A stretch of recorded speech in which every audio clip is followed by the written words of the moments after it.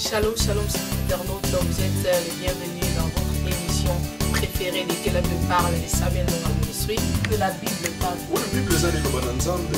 Il y a qui t'a aidé pour nous quand on va prendre partout. Qui n'a pas l'homme pour nous, dans son sous pour aller dans ma fond du matin.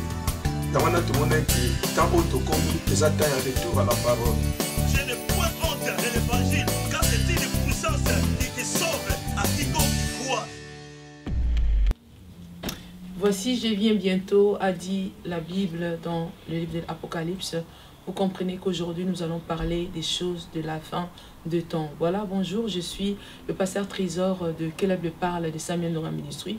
Aujourd'hui, nous avons reçu un homme qui n'est plus à présenter, à la personne du pasteur Jarry, qui est venu aujourd'hui pour nous parler l'esprit de l'Antéchrist dans notre temps. Bonjour, Maman Bijou. Bonjour, pasteur. Comment vas-tu? Oui, je vais bien. Le pasteur Jarry est revenu. Oui, après le Oui, il est venu aujourd'hui nous parler toujours dans les révélations de la fin de temps. Hein. Oui. Et c'est ça, je dirais, son point fort. Parler des choses de la fin de temps parce que nous sommes vraiment au moment très, très propice de pouvoir en parler. Parce que Jésus revient déjà. Bonjour, pasteur Jarry. Bonjour. Comment allez-vous? Ouais, je vais à merveille par la grâce de Dieu. Vous êtes revenu aujourd'hui pour nous parler, non du mariage, pas du remariage, mais pour nous parler de l'esprit de l'Antéchrist de nos jours. Voilà. Qu'en pensez-vous de ces thèmes si forts et si importants d'en parler maintenant? Pourquoi pas avant? Pourquoi maintenant? Merci beaucoup. Donc, je profite de cette occasion pour dire que donc, la nuit du 13 août, j'ai reçu une visitation. C'était une vision que j'ai reçue de la part de Dieu. Et c'était une vision qui était très forte. Je vis l'Antichrist qui était apparu au premier ciel. Et tout autour de lui, j'ai vu qu'il était entouré de beaucoup de sang. Et l'Esprit de Dieu m'avait dit que ce sang-là que tu vois, ça représente la guerre que le diable va faire à l'Église, corps du Christ, pendant ces temps de la fin. Donc pour dire que quand Dieu m'a parlé cela, et vraiment c'était très profond, j'ai eu le temps même de prier pour ça pendant un long moment. Et la nuit du 27 au 28 septembre qui vient de passer, il y avait même un signe dans le ciel où la lune s'était transformée en sang. Et quand j'ai vu cela, j'ai vite compris que ce que Dieu m'avait fait montre, c'est vraiment réalisé et ça implique beaucoup de choses. Voilà pourquoi nous avions voulu parler aujourd'hui sur l'esprit de l'Antichrist dans notre temps. Voilà, l'esprit de l'Antichrist dans notre temps, parce que nous sommes vraiment à un temps très très critique hein, dans les églises, dans le monde, nous voyons, même lorsque nous regardons le journal, les infos, toutes les informations qui se passent, pour ceux-là qui sont vraiment des bons lecteurs de la Bible, ceux-là qui lisent le livre de Daniel ou le livre de l'Apocalypse, ceux-là qui ont lu Matthieu 24, ils peuvent vraiment témoigner que nous sommes vraiment réellement à la fin du temps et que vraiment Jésus revient bientôt. Pasteur Jarry, est-ce que vous pouvez nous aider à comprendre vraiment comment agit cet esprit de l'Antéchrist de nos jours? Merci beaucoup. Alors, comme d'habitude que la Bible parle, nous allons lire un verset dans la Bible. Donc nous allons lire 1 Jean 4. Par la grâce de Dieu, nous lisons de 1 à 3. Donc nous sommes dans 1 Jean 4, 1 à 3 que je lis rapidement. Bien-aimés, n'ajoutez pas foi à tout esprit, mais éprouvez les esprits pour savoir s'ils sont de Dieu, car plusieurs faux prophètes sont venus dans le monde. Reconnaissez à ceci l'Esprit de Dieu.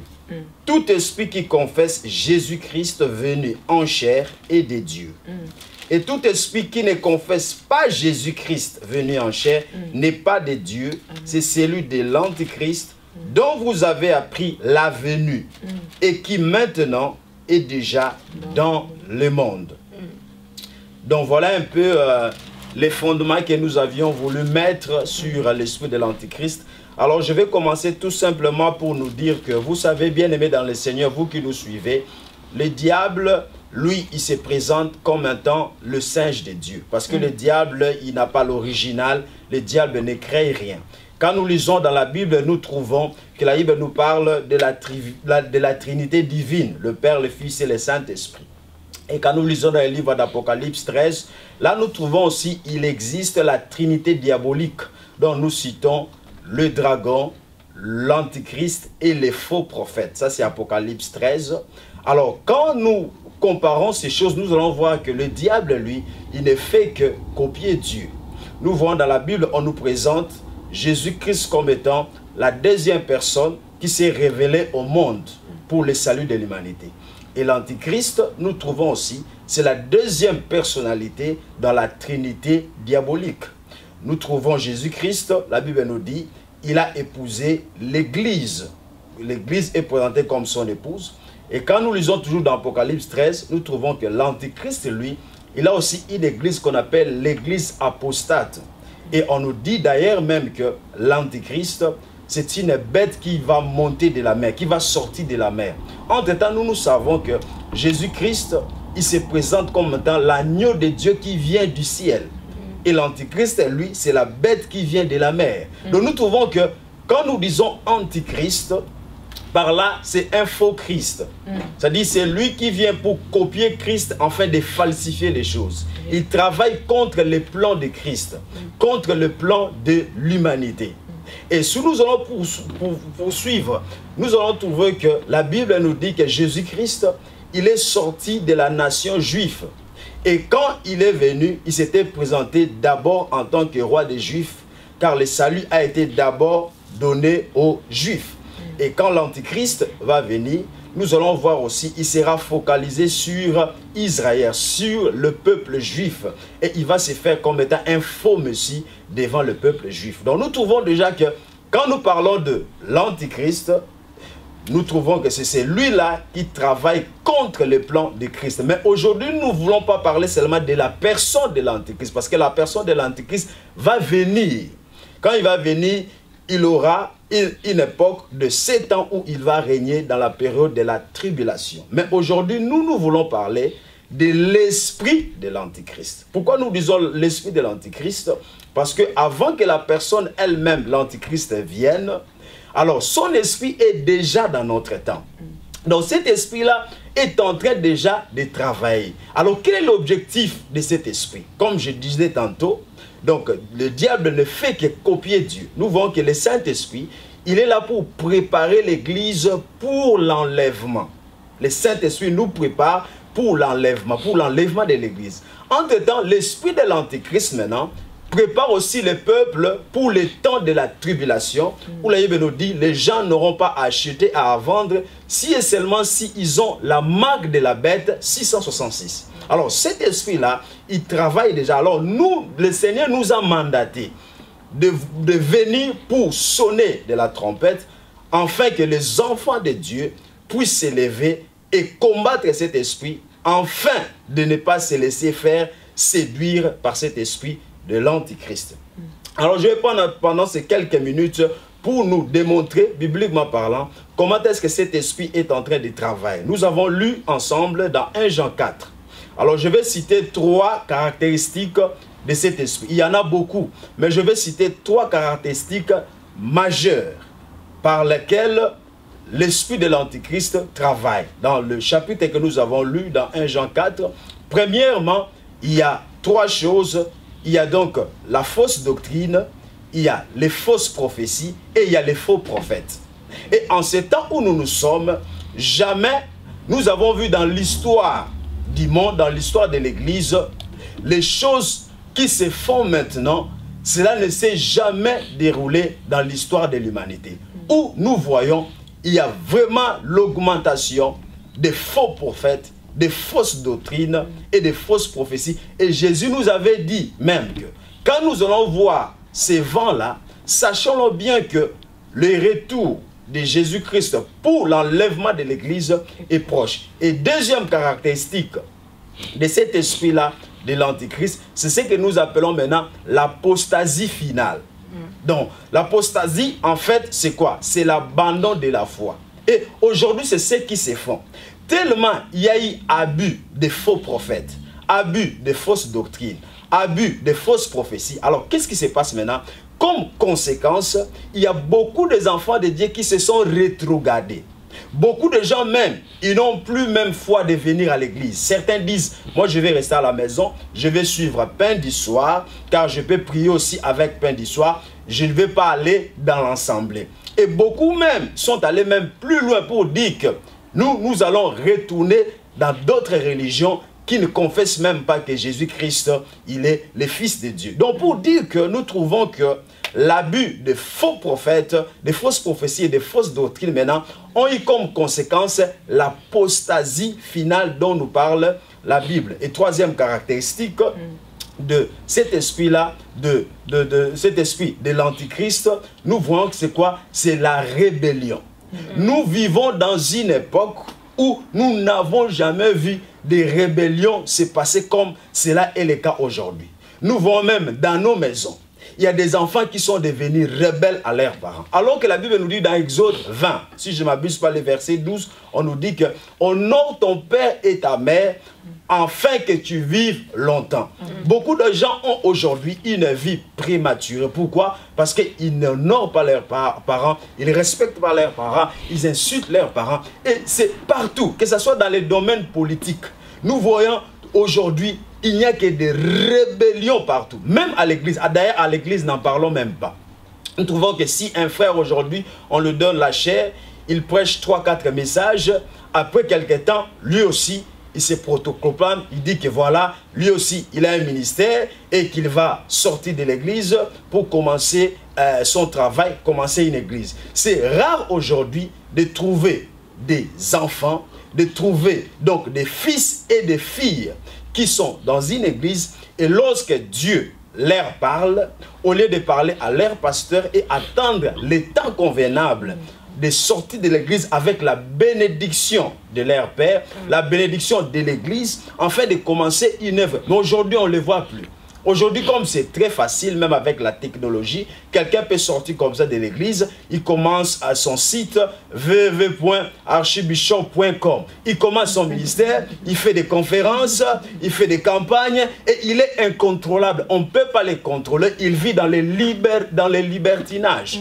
Pourquoi? Parce qu'il y a cet esprit-là de rébellion. Parce qu'on nous dit déjà que lui-même, l'Antichrist, c'est un grand rebelle. Il est là pour se rébeller par rapport au plan de Dieu. C'est pourquoi aujourd'hui nous avions voulu interpeller l'église. Faites attention. Si vous êtes déjà séduit par ces vents-là, par cet esprit-là de l'Antichrist, il y a encore du temps. Retournez dans vos églises. Retournez vers vos pères. Retournez vers les hommes de Dieu qui vous ont consacrés. Car la Bible nous dit même, quand nous lisons dans la parole de Dieu, nous voyons qu'il y a l'hiérarchie, il y a l'ordre de faire les choses. Il n'existe pas Élisée sans Élie. Il n'existe pas ce qu'on appelle Josué. Il n'existe pas Josué sans Moïse. Pourquoi? Parce que Dieu a mis l'ordre. Il faut que les choses se fassent comme il faut. Voilà un peu ce que nous avions voulu dire en ce jour. Et nous laissons donc le temps à ceux-là qui m'ont invité aujourd'hui. Que Dieu nous bénisse. L'Antéchrist. Waouh, c'est très clair, hein? Pasteur est clair, il a dit que l'Antéchrist, l'esprit de l'Antéchrist est déjà là. Et il a parlé des faux prophéties, des faux prophètes, des fausses doctrines, de l'apostasie et la rébellion. C'est vraiment, je pense bien que c'est vraiment capital. Mais pasteur, qu'est-ce qu'un enfant de Dieu doit faire face à ça, face à tout ceci? Parce que on peut pas s'échapper de cela parce que ça existe au moins. Ça existe. Il y a des faux prophètes, il y a des fausses prophéties. Qu'est-ce qu'un enfant de Dieu doit faire face à toutes ces choses? Premièrement, nous voyons la réponse dans Ephésiens 4 où la Bible nous dit que Jésus-Christ lui-même, il a fait des dons excellents. Il a donné aux hommes, il a établi les uns comme apôtres, prophètes, évangélistes, docteurs et pasteurs. Et il a mis ces ministères-là afin que les enfants de Dieu soient encadrés. Moi, je crois que c'est le temps où, si Dieu nous met dans une église, nous devons faire tout pour être enseignés. Et aujourd'hui, c'est ça d'abord le problème, Maman Bijou. Le problème est qu'aujourd'hui, les gens ne veulent pas être enseignés. Aujourd'hui, les gens veulent tout simplement venir recevoir l'onction. S'il y a des campagnes où on dit on distribue l'onction, s'il y a des campagnes où les paralytiques marchent, où les aveugles voient, tu vois beaucoup de gens s'y dirigent là-bas. Mais lorsque nous faisons des séminaires, que ce soit à l'église, regardez même au jour des enseignements dans nos églises, nous allons trouver que c'est toujours les un quart qui viennent se présenter pendant les jours des enseignements.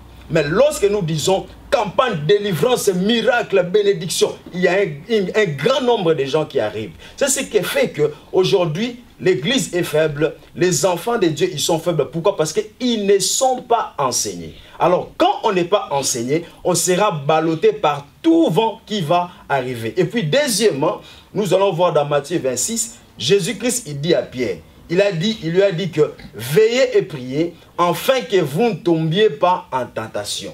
Donc, comme cet esprit-là est en train déjà de travailler, qu'est-ce que nous devons? Nous devons veiller et prier. Il y a une différence entre jeûner et prier. Aujourd'hui, il y a beaucoup de gens qui jeûnent et qui prient, mais ils ne veillent pas. Parce que celui-là qui est vaillant, c'est comme quelqu'un là qu'on a placé comme une sentinelle. Une sentinelle, c'est celui-là qui est en train de veiller. Donc, celui qui veille, c'est celui-là qui ne dort pas. Son esprit, donc, est vivant, afin de voir est-ce que les voleurs arrivent, est-ce que les brigands arrivent. Donc, il est vaillant. Spirituellement, son esprit est alerté. Mais aujourd'hui, nous avons beaucoup de gens qui vont en jeûne et prière de 21 jours, mais spirituellement, ils sont morts. Voilà un peu ce que nous pouvons dire par cela. Par cela, si nous veillons spirituellement, et si nous sommes enseignés, assis dans les enseignements des apôtres, des prophètes, nous serons échappés par rapport à cet esprit de l'Antéchrist. En tout cas, vraiment, pasteur, c'est vraiment très nécessaire pour les enfants de Dieu d'avoir la connaissance sur ça. Mais au moins, pasteur, ce qui est vrai, c'est très difficile même de faire cette différence entre le vrai et les faux. Hein? Il y a d'autres fois, le faux semble être le vrai.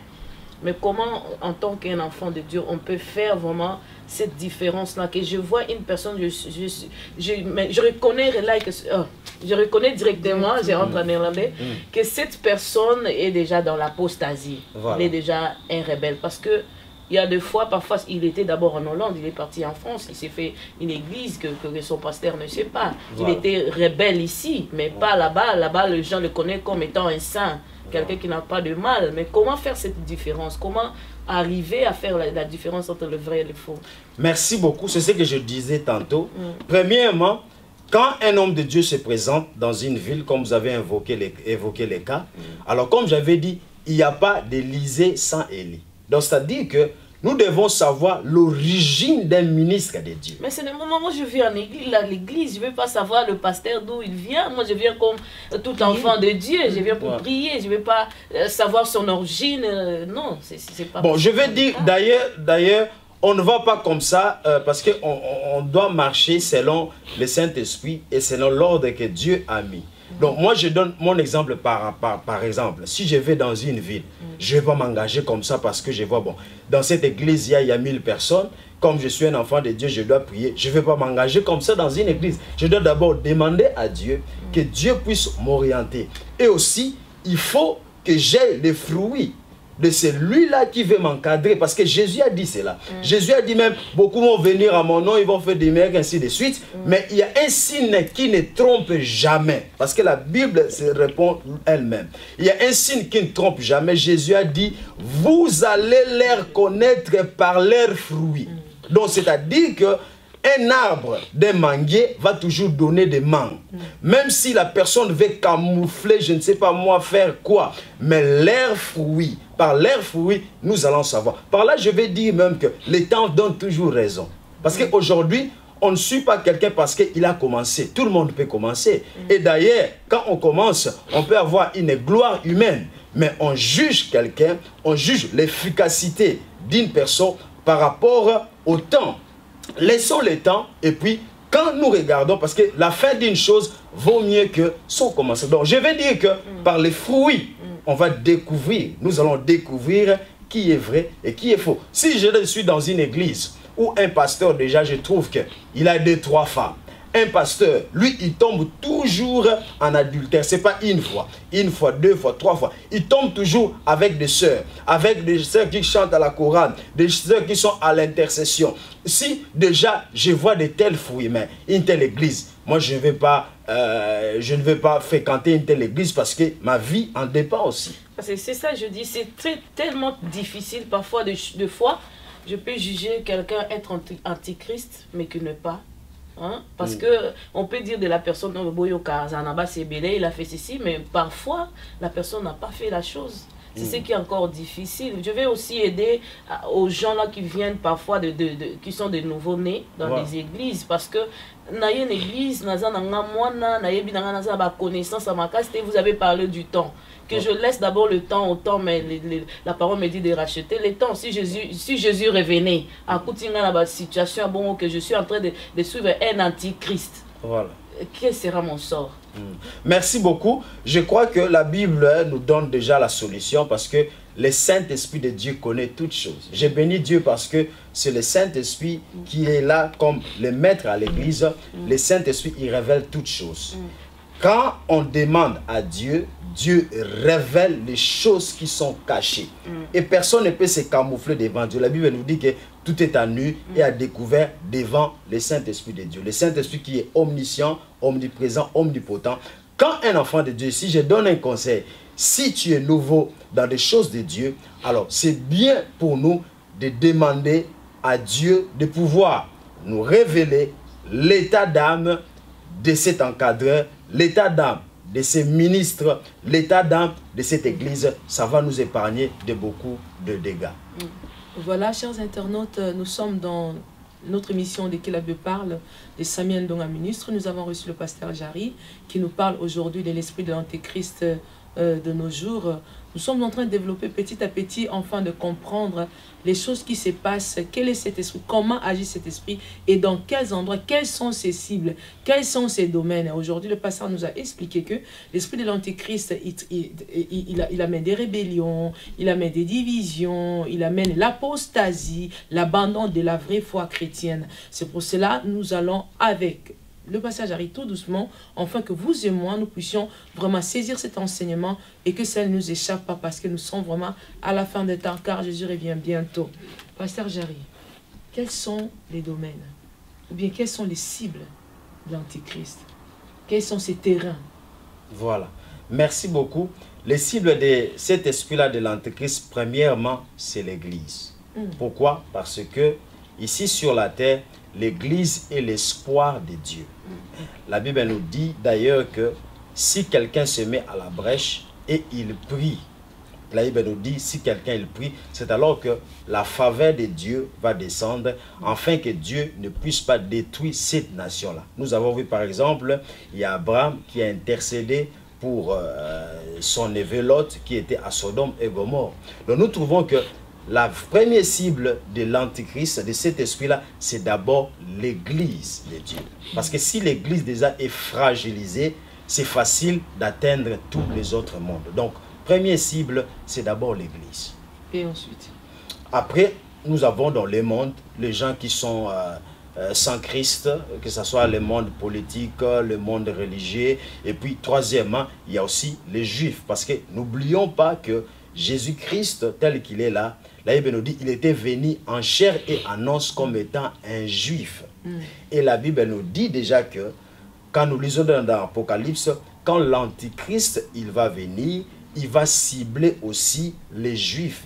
Parce qu'il va se faire comme étant le roi, comme étant le messie des juifs. Comme j'avais dit au début que l'Antichrist, il vient pour copier et falsifier, essayer de falsifier les choses de Dieu.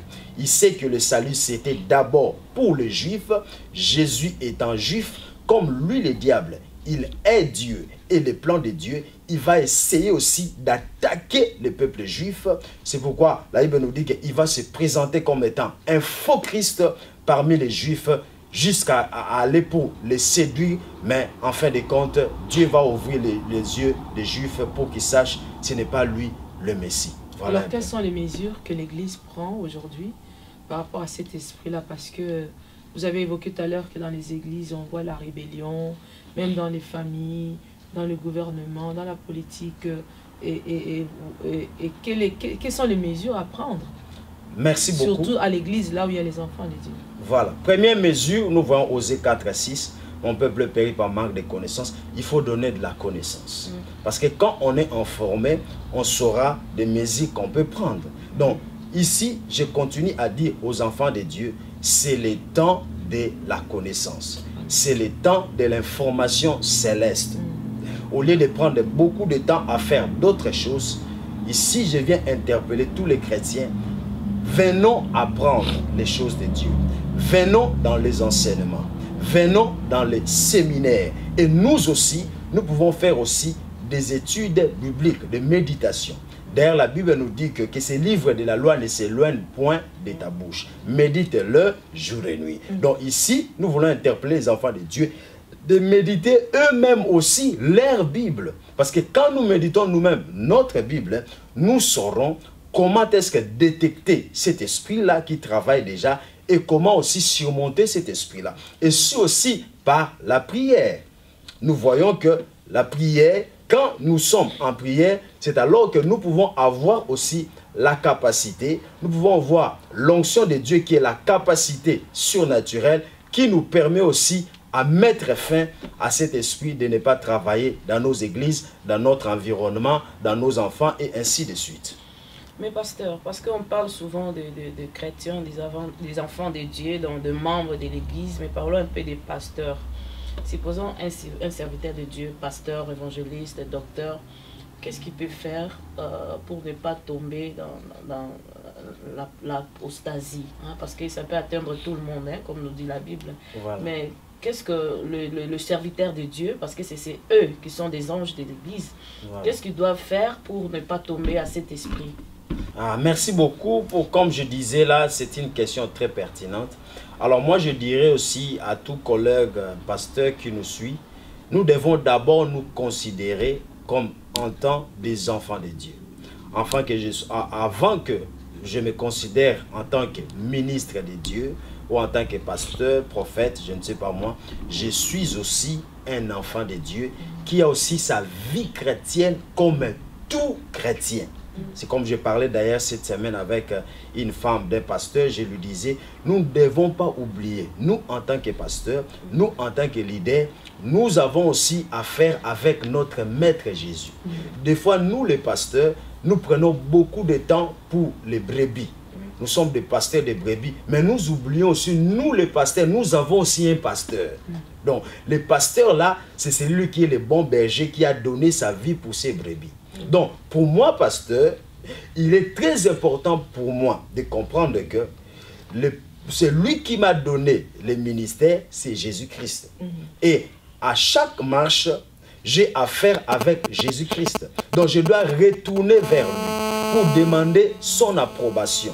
Est-ce que je continue à évoluer comme il faut? S'il y a des choses que Jésus-Christ il peut me reprocher, donc il me faudrait, moi en tant que pasteur, de pouvoir m'humilier afin d'entrer dans la repentance, afin que je ne sois pas séduit par cet esprit-là de l'Antéchrist. Parce que des fois, on est même aveugle sans le savoir, mais le maître du travail, c'est lui qui nous a appelés. Jésus-Christ, mon pasteur, mon berger, il a donné sa vie pour ses brebis. Il me conduit vers les verts pâturages. C'est lui qui va me reprocher. C'est lui qui va me dire, attention, attention, mon fils, toi qui es pasteur des autres, toi-même aussi, comme l'apôtre Paul disait, nous qui prêchons les autres, faisons attention pour que nous aussi, nous ne soyons pas disqualifiés. Que nous ne soyons pas des poteaux indicateurs. Parce que vous savez, un poteau indicateur, il peut se retrouver ici à Rotterdam, il montre le chemin de l'Amsterdam, mais lui-même, il n'arrive jamais en Amsterdam. Donc nous les pasteurs, ce que je peux nous donner comme conseil, nous tous, ne soyons pas comme des poteaux indicateurs. Que nous-mêmes, les choses que nous sommes en train de prêcher les autres, que cela nous prêche nous-mêmes. Que nous demandons au Maître Jésus-Christ de pouvoir nous approuver et nous dire si nous sommes toujours dans la bonne marche, oui ou non. Mais pasteur, comment revenir? Parce que ce qui est vrai qu'il y a de ceux qui sont déjà dans ces terrains-là. Il y a de ceux qui sont déjà dans l'apostasie. Il y a de ceux qui sont déjà dans les faux. Mais comment revenir au vrai?